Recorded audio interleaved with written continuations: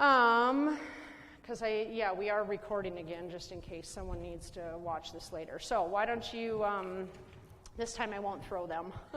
That was a thing one of my old professors did. We'd be somewhere in his name was Dick Hardell. Do you remember Dick? He was a professor at Augsburg in the Youth and Family Institute, and you know him? Oh, yeah. Anytime he needed to pass something out, he'd just throw them up in the air. So, way to distribute them quickly, but sort of chaotic also. But I need to keep one of these so that I have something to look at. You and I can share this. You probably are going to get sick of me saying it, but we are eternally grateful for each and every one of you. You go above and beyond. You give in ways that no one sees, and you also give in ways that are unappreciated.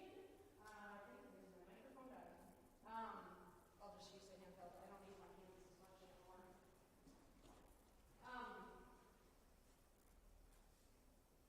Killed the mood. So these teenagers are hard, and they're sometimes a pain in the butt, and you continue to show up and give, and some of you are coming back for a round after how many, Leslie and Crystal were with a group that are seniors now, and they're going camping with them the first weekend in October. They are still hanging out with their group of kids. Because they had such an incredible confirmation experience. So, a couple things. Know that that sort of thing is not expected, but there's really no limit to what role you can play in these kids' lives, right? Like, you can go on camping trips with them after they're out of confirmation. It's not a church-sponsored event, so I don't have to do anything with permission forms or liability release or photos or anything. But if you as a group are interested in doing things at other times, you are welcome, and we encourage that. Now, I know lives are busy, but even if you want to pick a date and just invite your group over, anything like that to build community is always an option. And I will reiterate this all the time. This is a great space to meet with kids. So if you ever want to take a time and you don't want to have them over at your house, you can meet with them here. It just has to be 2 adults anytime you have a group of kids, okay? So from the bottom of our hearts, thank you so much, because it's kind of daunting. I get excited starting a new year, but I also get nervous because it's just so much, and there's a lot of kids, and they keep coming, and it's wonderful, but whew, holy crap. I think we had 4 new families show up tonight. So the small groups, 8th grade, I'm going to start there because your groups are pretty much the same. Unless there is something that needs to change that I hear from a parent, but I have not for them. I heard from one 9th grade parent, and I was able to say, guess what? 9th grade groups are a little bit different. We do a lot more things all together. And so this is sort of your last year with your small group.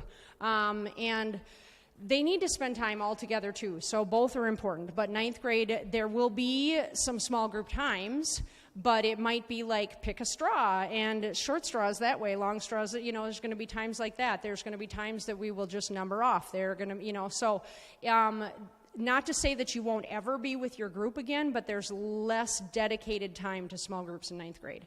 7th grade, I know you would love to know your groups right now, but I think 2 of the new families that showed up were 7th grade.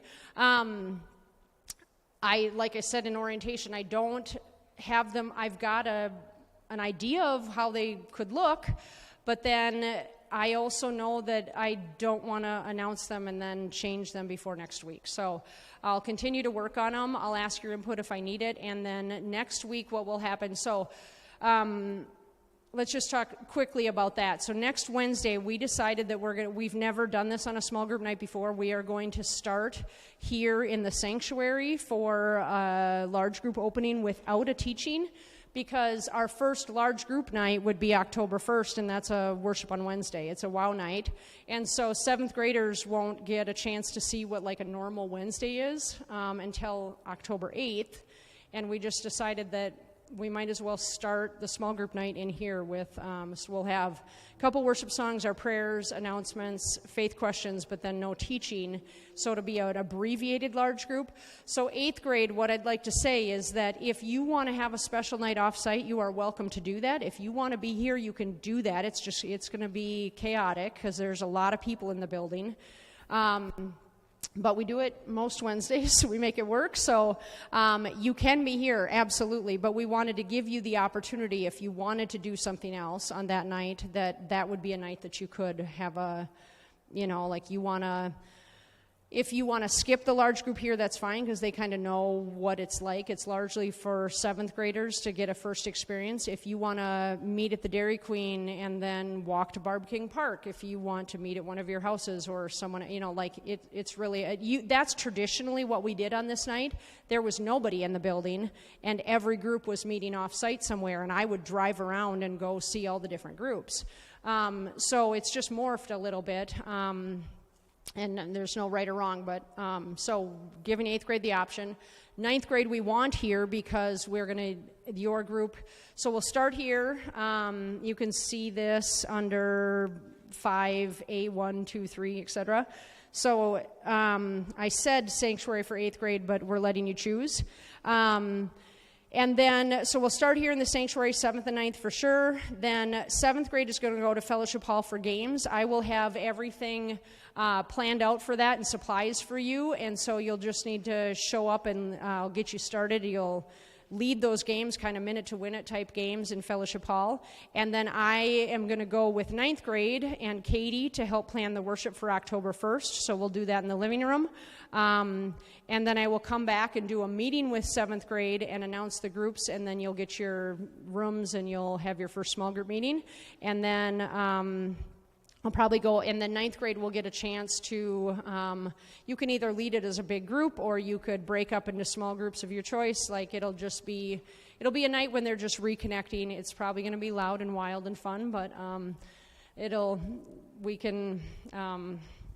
see how long the worship planning takes. It shouldn't be too long, so you will have some time to get outside, play some games, or if when the 7th graders leave, we could do their minute to win it games, something like that. So let's see, you also next week will take time to do this covenant. So this is just a chance for you to talk about what are your ground rules for the year, right? So talk about it again. If you've got an 8th or 9th grade group, they are the same, pretty much the same. I changed a few things, but they're very similar. And so talk through that, and then everybody, they can share some ideas. That's where the open spots are.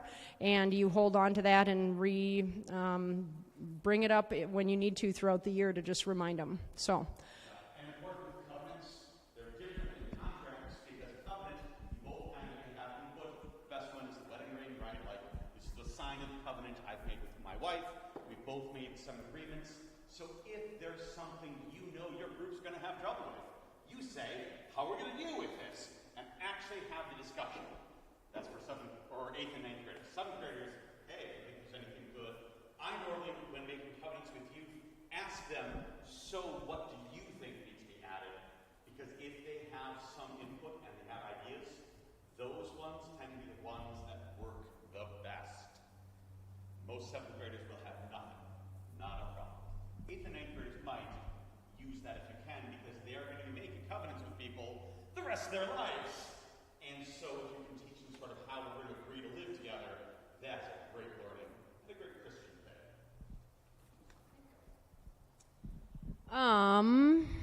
I love how we can just do that on the spot. So typical same weekly format for like the teaching nights. The thing that, so 7th grade guides, if this is a first time for you through kind of this confirmation experience, read through that. I'm not going to walk through all the details, but the thing I want to talk about a little bit more is what a Wednesday WOW night is going to be like, right? So that's going to start anytime it's that first Wednesday of the month. It's going to start in here around kind of a soft start at 6:15, right? Anybody that has a leadership role in worship, we're going to ask that they get here by 6 o'clock.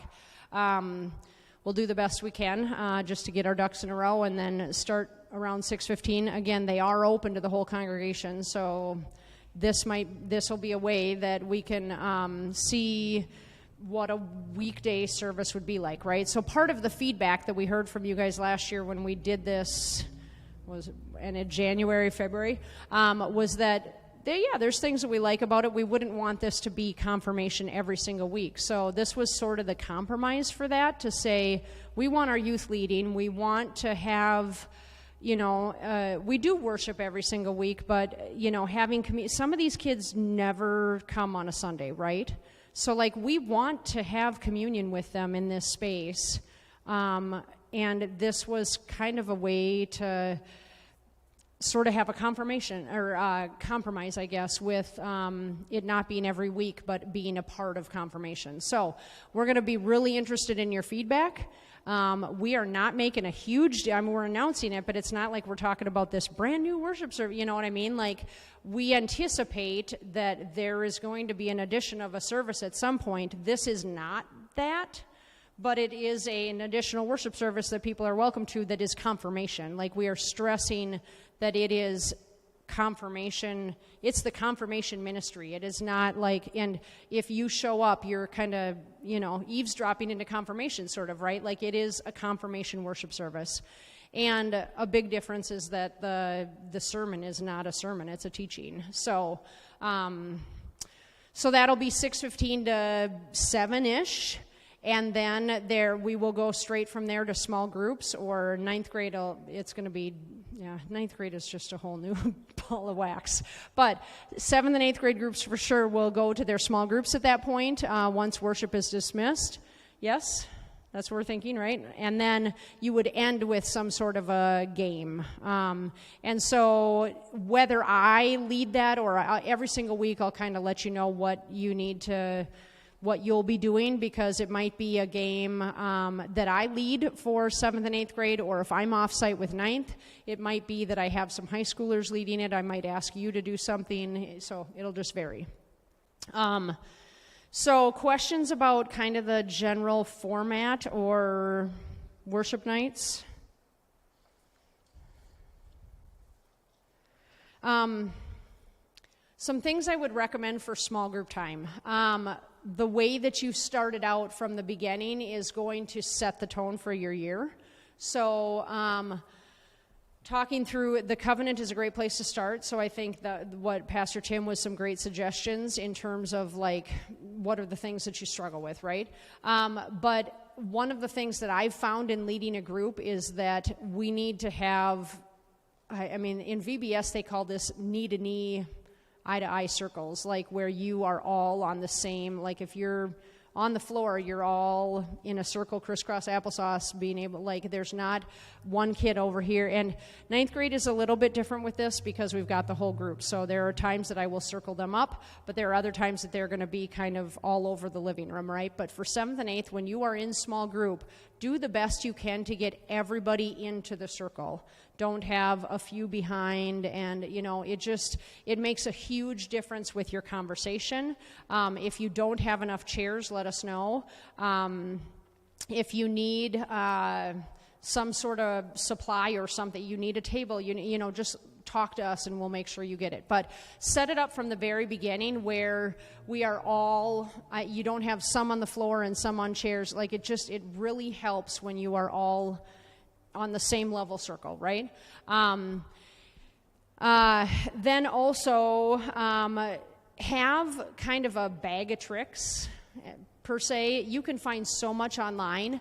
You can put in small group games with no supplies. Just have a few things in your back pocket that you can just pull out whenever you have a little bit of downtime, or you have your group is being squirrely. Okay, stand up. We're going to play a quick game just to work out some of this stuff, and then we're going to come back to it.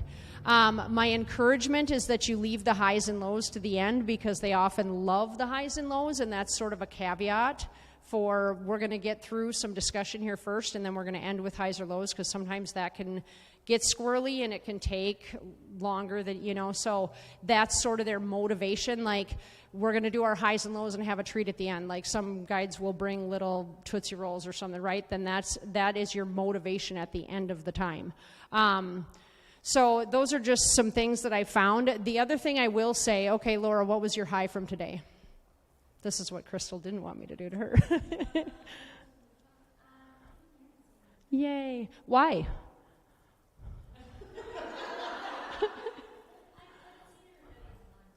Yeah, and why was that so important for you? Yeah. So often, when a kid shares a high or a low, if you ask one or two follow-up why questions, or what or where, it'll help get a little bit deeper, or to what is behind why that was special for them, right? Like, just ask a couple follow-up questions. And this is where, if you have a junior guide in your group, I know it doesn't happen every single week, but what I am going to encourage them to lead as they are comfortable is the highs and lows. And they're going to be trained to ask those questions, like, tell me what was, why was that so special? Or why, just some sort of follow-up, because otherwise it can be real surface. But you will be amazed if you ask a couple questions how deep some of those, they are significant, but sometimes they're not going to lay it right out there at the beginning on their own. You need to dig a little bit deeper, right? And then you can help them make some connections too as to why that was significant. Being here in community is important. Like, seeing each other is special. Like, that's really cool. Like, I know I put you on the spot, but that was fabulous. So ask some of those follow-up questions. What questions? Well, sorry, let's go back to 7. So small group meeting locations, 7th grade, we have 1, 12, 14, and 16. So you'll find out that night. There may only be 2 7th grade groups. We'll see kind of how they play out. 8th grade, you're kind of in the bigger open spaces like 8th grade was last year. So library, narthex, and 101. So I've got those assigned already, but I'll have signs on the doors and we'll have it on the screens and stuff. And the 9th grade will typically be in the living room all the time. So there might be times that we are somewhere else, like Fellowship Hall. If there's, like, I'm trying to get the high schoolers back in the building more on Wednesday nights, then they might have the living room and we'll do some stuff separate and then join them, or, but. So questions about curriculum. 7th and 8th grade, if you open your folder, you'll see on the right-hand side. Wow! Do you see what's in your folder? Sorry, 9th grade. You're going to have to wait and look. Hold it up, Justin.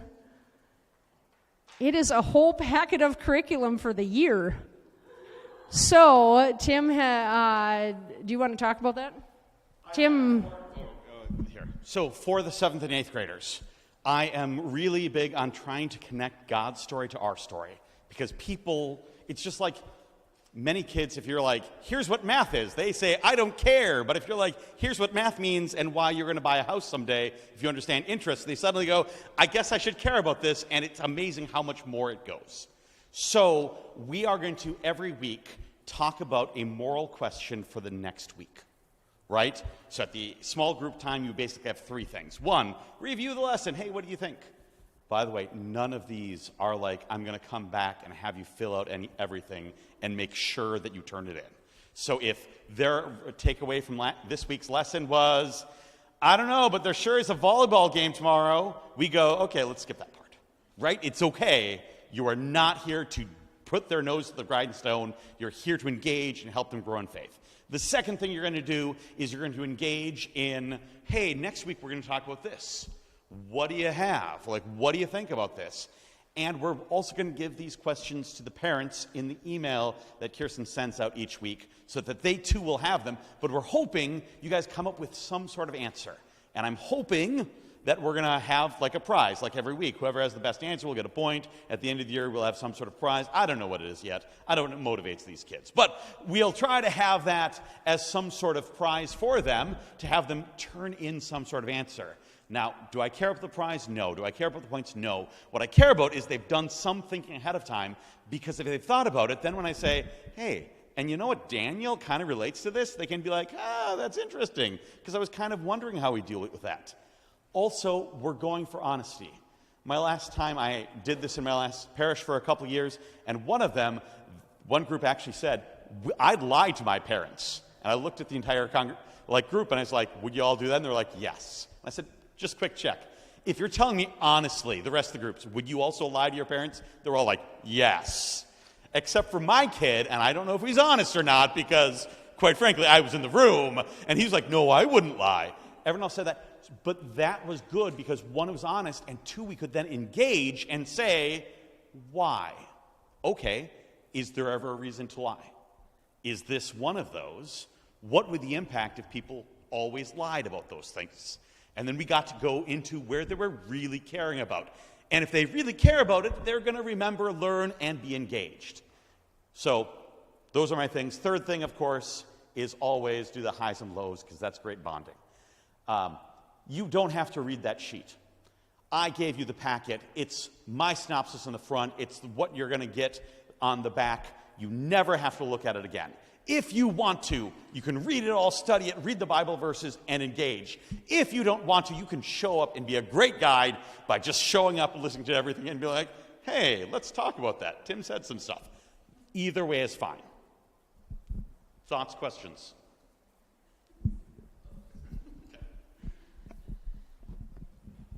So you're jealous now, right, that we didn't have... Yeah, I know.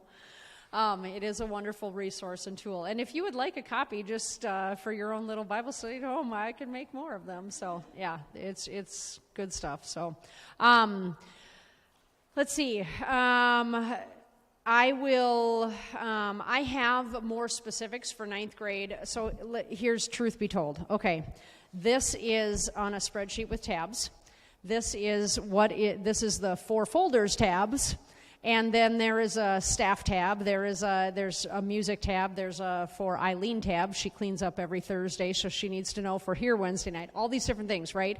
On the one that is for staff, we have more specifics of the topics for both 7th and 8th and 9th.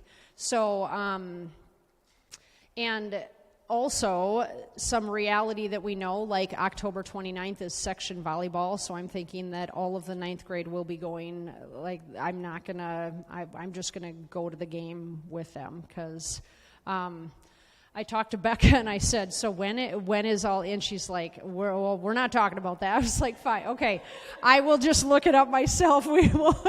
So she's like, we got a whole year ahead of us. I'm like, yep, you're right. But they only lost Riley, so let's be honest, right? Like, and I wish that we could do this for every sport, but it's futile for me to like have something on some of these nights, right? So cross country state is on a Saturday. We can go together, but like the fact that it's a Wednesday, that's probably going to be what we do with the 9th grade on October 29th. So it doesn't say that on here, but it says it on the staff tab. And the November 5th is when state would be, and we are fully prepared to have, that would be it's a WOW night, to still have worship, but that I would go down to the game. So anyway, we're kind of just try to do our best planning, but yeah. And we also talked maybe about having someone else fill in for you so you could come down, but we'll see. The reality is I also have a colonoscopy scheduled for the 6th, so I might be. That's a whole night. I was here for confirmation photos the last time I had one done. I had been doing my prep all day, and I was here for photos that night. So I can tell you more another time, but I lived with celiac disease for 8 years, so like doing colonoscopy prep, piece of cake. So anyway, I know that's weird, right? TMI. But so I may not be there on the 5th. We'll see how it could be different this time. But I will for sure be there the Friday, anyway. Yeah. Truth from Kirsten. I'm an open book.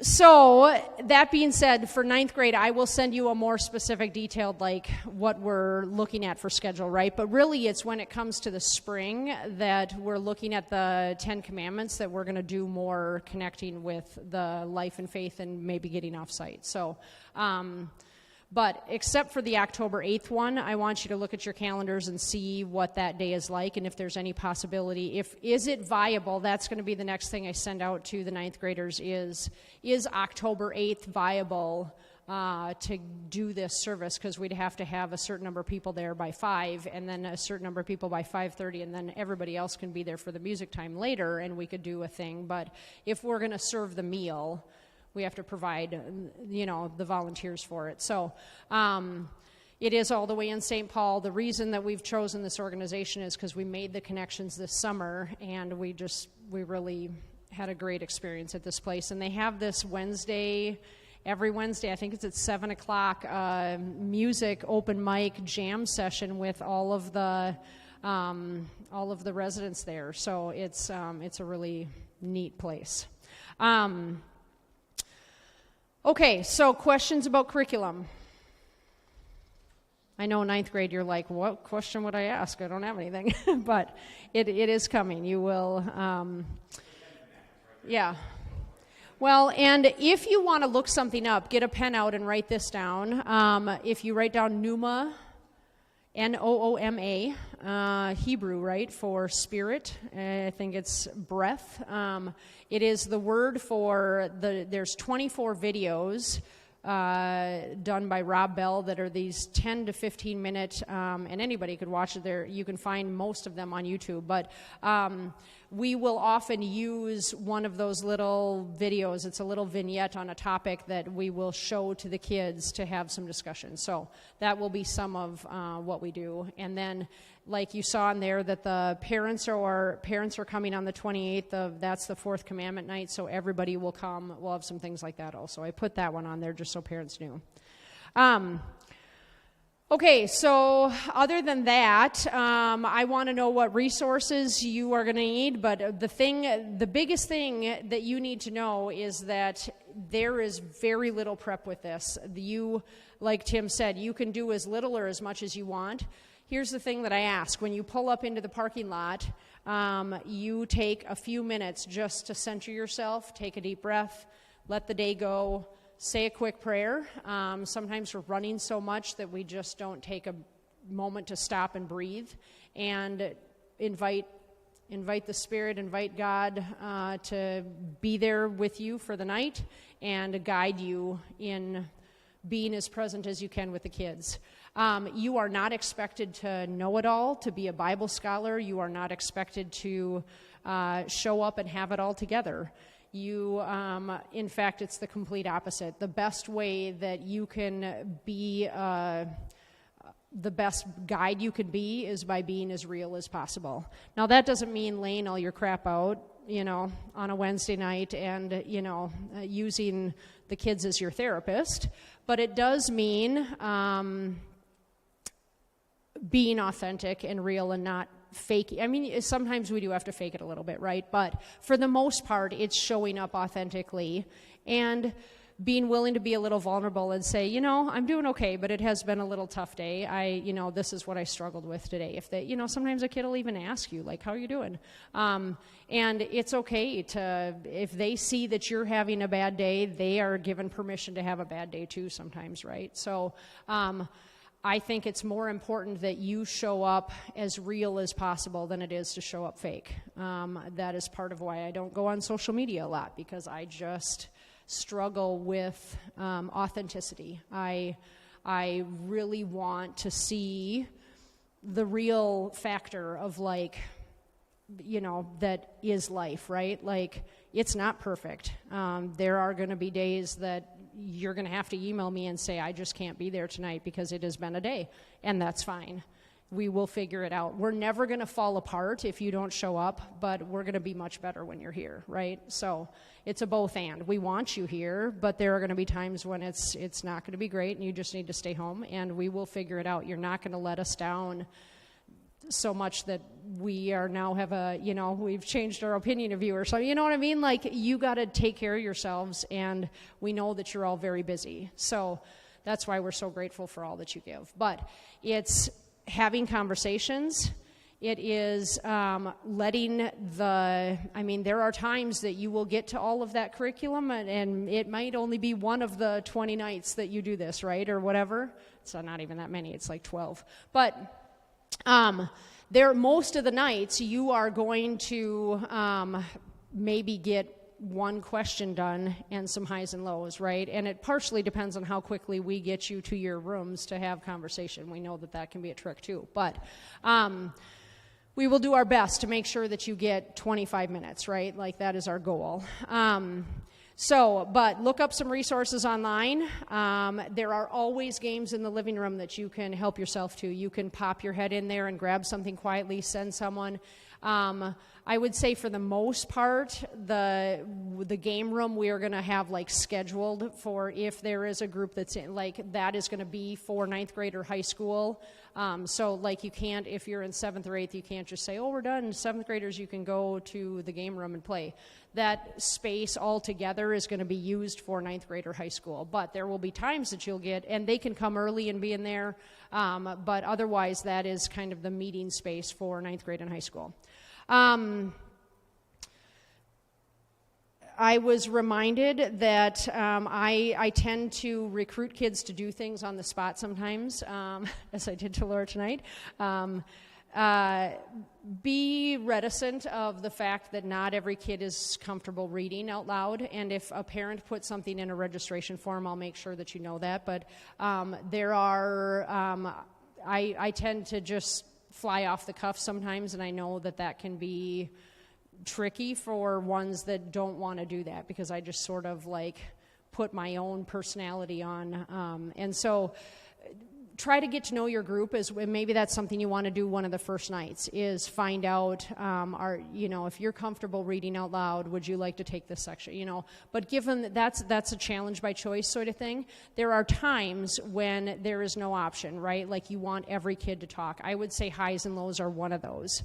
Now, my rule for highs and lows, happies and crappies, roses and thorns, whatever you want to call them, is that everybody can find something positive from their day. If you don't have a low, that is fine.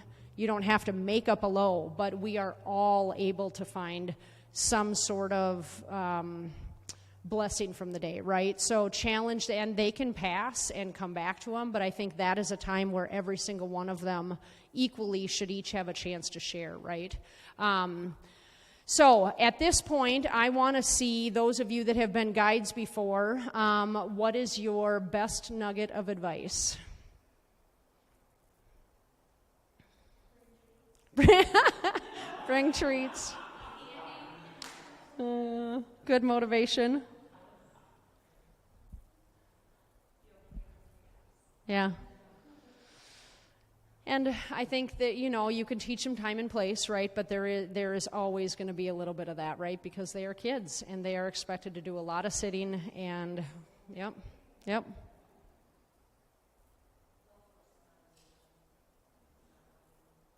Yeah. So in those situations, what have you done? Make sure it's a positive experience. Yeah. Find a way to do the lesson in a different way. And that's where it is helpful if you do a little prep beforehand. Now that you've got the stuff, take advantage of it. I would encourage you to glance at it, but because you could look up something ahead of time, right, or whatever. Because I encourage you, when you are in this space, to try not to be on your phones, because we don't let them do it. But there might be times that you want to look something up quick or whatever. You get a message, right? But for the most part, I'd encourage you to put yours away too.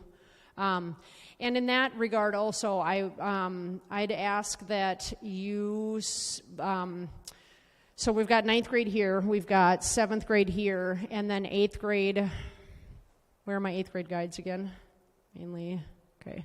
I sort of let's see how it goes, but I mean, if we can have half and half so that it's kind of balanced, we'll see if that works. If it doesn't, we can put all 8th grade right here. We're just trying to keep people out of the back rows. So I'm excited that 9th grade really wants to be up here again. Yeah, they're a different, yeah, they did.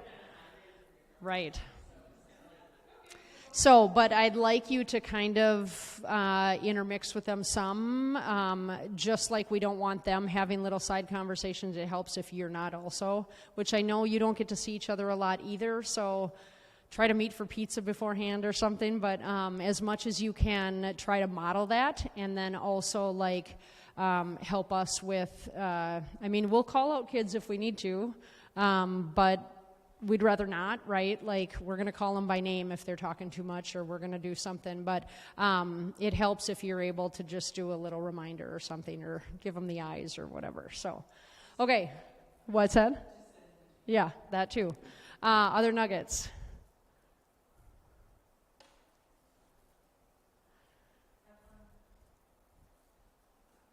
Yeah, and I that's one of the great things that's different now versus when we were in, if you grew up in a Lutheran church and you did confirmation.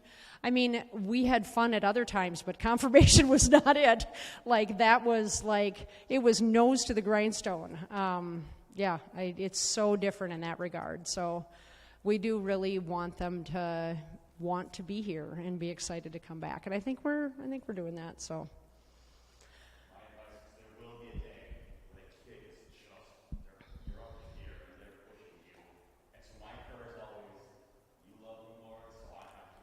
Because you are acting on Christ's behalf. And so, even though what you want to do is yell at them and they probably you're going to do this in the most loving way possible. Maybe take them aside. Maybe go to your tow guy. I need to drink water. Long enough for 5 minutes because you went to the bar. Whatever. But just remember that will happen. That's human. And then say that. I do that with adults too, by the way. But it'll happen once with a kid, and just remember that. And that's okay, they're human, all good. One of my other mentors said, Jesus loves you, and I'm trying. Like, I really am. I listen to a lot of books and podcasts, and I'm listening to Let Them right now. Have you you've heard of this theory, right? I've never listened to the book, right? I've heard the theory for years, and it seems so simple, like, why do I need to read the book? Well, chapter 7 today about adult tantrums and about managing, like, dealing with emotion. It was fascinating. It like made the whole book worth it. So I'm listening to it this morning while I'm getting ready. And one of the nuggets that I'll share with you is that it takes 6 seconds for an emotion, like the endorphins of an emotion, to trigger inside of you when something happens, right? And it's only about 90 seconds. That's for the rise of like the endorphin and like the rise of the emotion. And it's only about 90 seconds total for it to go away. So if we just don't react right away, if we take a deep breath, if we, and it, you know, the other side of let them, some of you probably know a whole lot more about this than I do because I haven't even finished the book yet, but it's the other side is let me, right? So like, what can you do? But like, there are times you're just going to have to let the kids be jerks, and, you know, you're going to ask them to, you know, you need to model the grounded behavior, and you can send them to Pastor Tim's office or to find me, right? But like, the best thing that you can do, you can't control them. You can control yourself, you control your own emotions, and you can model that for them in terms of what it means to try to stay regulated and calm and continue to love them and care for them. But if you need to send them to another adult, that is totally fine. And we sort of talk about this like this is a lot big issues. I mean, we haven't had over the last couple of years any major things, but you just need to know that we won't know unless you talk with us. And also, you can't just think week after week that it's just going to get better, right? So like, you either do something about it or you're just accepting the fact that it is the way it is. And I know you guys had some chaos last year and you dealt with it well, but, you know, I mean, I don't know if you have some advice for, yeah. I think they're still, yeah. But the kids are always misbehaving, but I don't get enough stuff. Yeah. Other nuggets? How many years? Hold up your finger at how many years you've been a guide. Like, what year is this? Some of you it's 2, so we've got some 1s.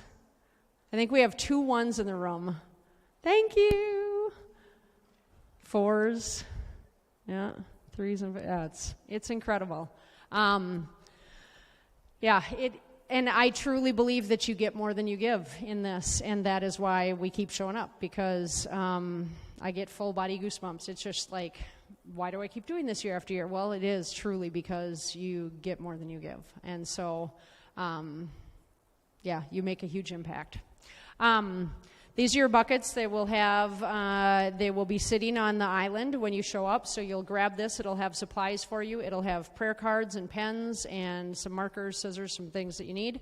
It'll be where you have put your kids will put their devices in there if they have one. So you can at the beginning walk around and let them put them in there. And then. Every single Wednesday night when we have large group, we do our prayers like we do in worship. So if you are a new guide, that just like we do on a Sunday morning, but we ask that every kid write one down. So we are actually praying for 90-some things on a Wednesday night. So that prayer time is it's really significant, and it's powerful. So that will be what you get the green cards for and the pens, because they will get them some time to write those. And then if you have worship notes for a kid, they will be put back in here and you'll hand them out. If there's anything else you want to keep in here, I had a past guide keep like a squeezable llama thing that she used as her talking stick, and that was always in her bucket. So if there's something that you want to keep, you are welcome to put something in here that just stays here. I will make sure it is there. 7th grade groups, I'll put some talk cards for a resource for you. I have the faith talk cards, so if you ever, as you're getting to know each other, that's one thing you could start with. But if there's anything that you want to print and leave, you are welcome to do that. This is your bucket for the year, and if you need, we'll make sure that you have, like if you've got a large group, it might be that you have a phone bucket separate. So we'll see how that all plays out. But we are just about at 8:30, so I want to wrap up. Any questions, final thoughts? Does 8th grade have ideas for next week, what you want to do? Do you want to talk about it and let me know? That'll be one thing I'll need to know pretty quick to be able to...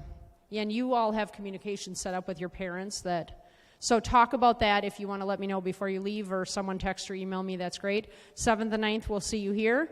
The 24th, you are given first dibs at Feed My Starving Children, but we will recruit other parents to drive and volunteer, so you are not expected to be there. That can be a night off if you want.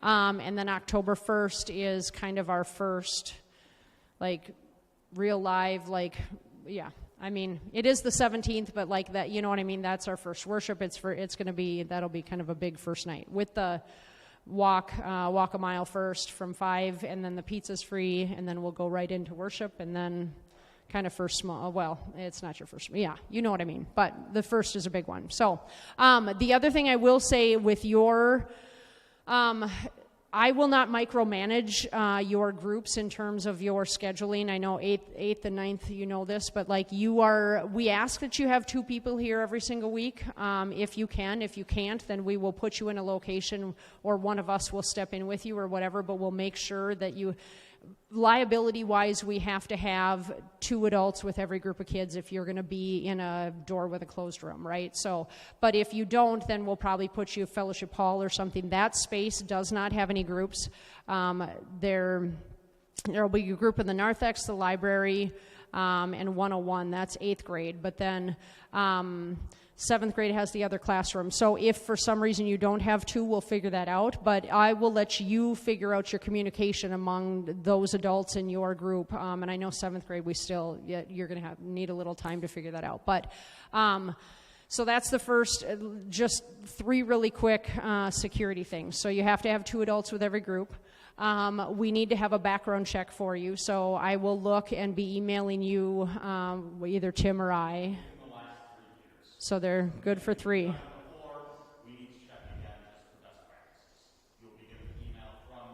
If they're expired.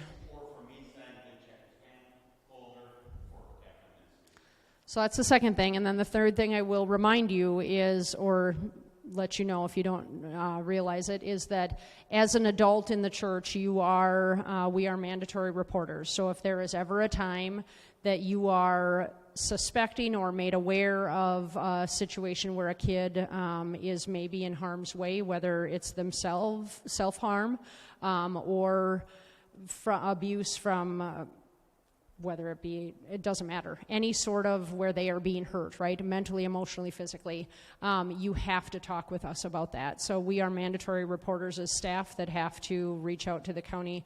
I've had I think in 25 years, I've only had 2 situations where I've had to report things I've never had to here. But if a kid comes to you and says, I have something I want to tell you, but you can't tell anybody else, it is better at the get-go to say, I love you, I care about you, and I want you to know that we have confidentiality, but if I learn, if you share something with me about you being harmed in some way, then I can't. It's better to tell them up front that you can't keep that confidence because you are required to report it and to bring it to Pastor Tim or I. Most likely won't happen, but more likely to happen would be that you have a suspicion of something that you need to share with us, whether it's something that a kid said or there are bruises or something like that, then you also need to come and talk with us. So we're not trying to create drama. We are only about the business of keeping kids safe.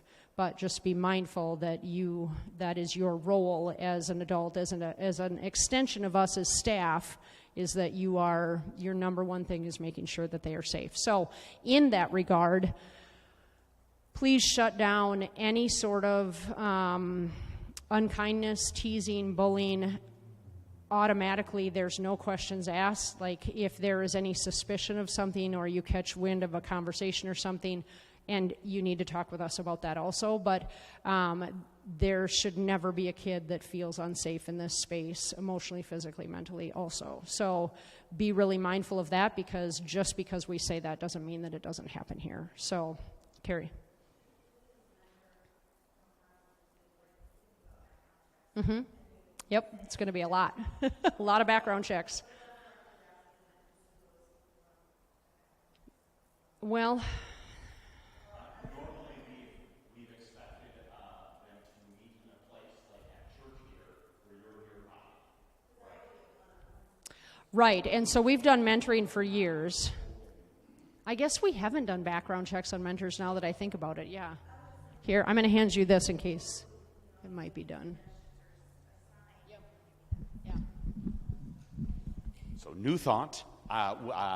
So it's my expectation that they're never meeting one-on-one anyway, right? Because we don't want to encourage that. But so after Lent, I'd encourage you, after a Lenten service, to have the mentor and your son meet here, right? Because then there's a lot of room. They can have a private time, but it's not a one-on-one. There's a huge area, or in the fellowship hall somewhere there. And then for other times, if you want them to go out, you could go to Dairy Queen where there's no privacy. It's all there. You drop them off. You might go run to the hardware store, come back. They're there the entire time. We do not want to set up any place where we're expecting one-on-one relationships to be like that. When it was Grandpa, that's awesome. But if it's someone else, and the nice thing about that is then at games, at other things, and they meet that person, it is actually a really good relationship to have. But we were probably not running that. That's the way it has been done with mentoring for years. Yeah. Because there have been kids that have asked people that are not a family member, right? So we haven't done background checks for them, but they're never allowed to meet one-on-one in a private space. So that's why Lent is perfect, because there's a meal, there's a lot of people around. They just gather and they have they find a place to sit and talk. But it can't be in a classroom.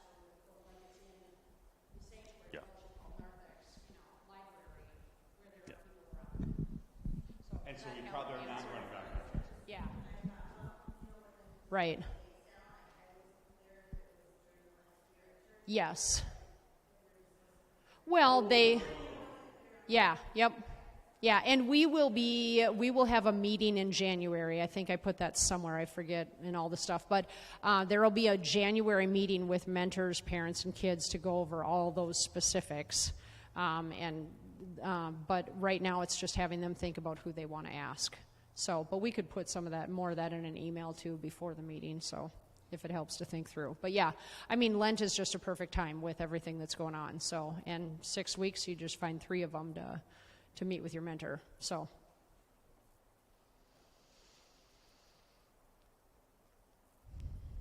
final questions? We need to get the kids home, those of you that have kiddos still here. So let's close in prayer, and then if you have something more, you can stop and ask. God, thanks for tonight.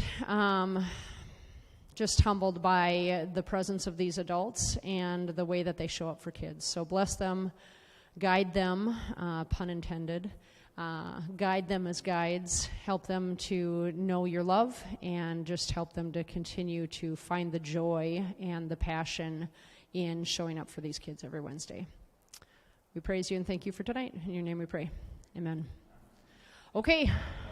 Yes. 9th grade, I'll be in touch more soon. 7th grade, I'll be in touch more soon. Lots to come. Have an awesome week. Friday Night Lights, Friday. I didn't even talk about it, but it's on the sheet. We are going to do it Friday. So, yep. So I'll get a link out, and yeah, that just showed up. So.